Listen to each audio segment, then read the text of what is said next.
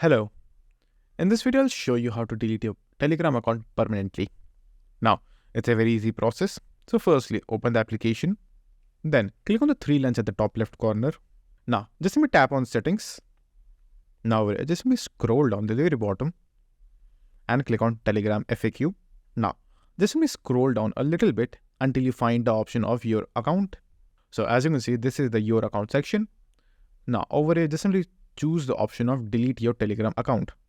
And now you will be redirected to this page, and over here you will have another option called as deactivation page. Click on that option and now just simply choose a browser. Now wait for the page to load. Now once the page is loaded, all you have to do is just simply enter your phone number, and it should be in an international format. So just simply enter that number and then click on next. After entering your number, just simply click on next. Then a confirmation code will be sent. So wait for the code. Now after receiving your code, just simply click on sign in. Then you will have an option of delete my account.